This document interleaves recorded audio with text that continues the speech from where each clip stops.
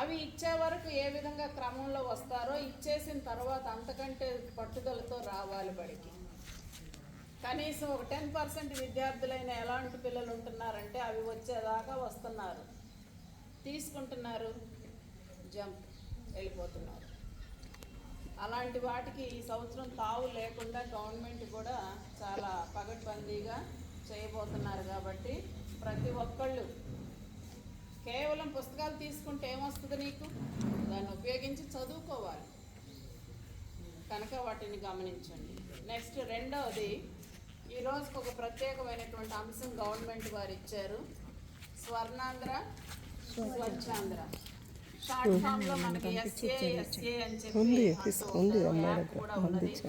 అందులో మనం ఏమేమి యాక్టివిటీస్ చేస్తున్నామో వాటన్నిటిని కూడా అప్లోడ్ చేయాలి.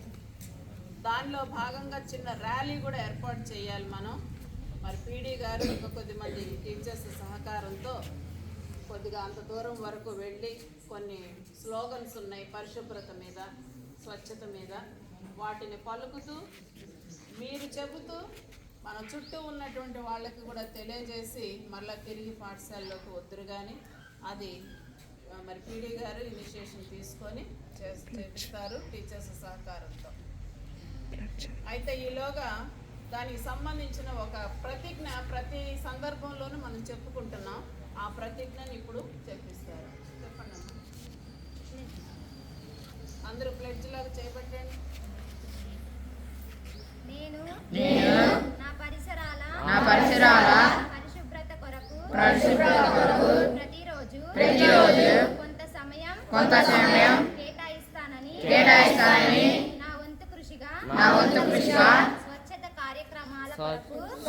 కార్యక్రమాలకు శ్రమదానం చేసి పరిశుభ్ర ఆంధ్రప్రదేశ్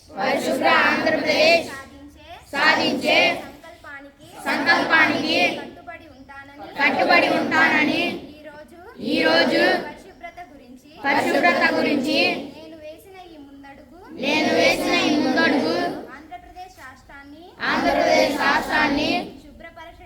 శుభ్రపరచడంలో సహాయం చేస్తుందని నమ్ముతూ ఈ రోజు నుండి నా తోటి వారికి స్వచ్ఛతపై మరియు ఎలక్ట్రానిక్ వ్యర్థాలను సేకరించి వాటిని శాస్త్రీయంగా తొలగించడంపై అవగాహన కల్పించడానికి ప్రయత్నిస్తానని మన ఆంధ్రప్రదేశ్ ను స్వచ్ఛ ఆంధ్రప్రదేశ్ గా తీర్చిదిద్దేటట్లు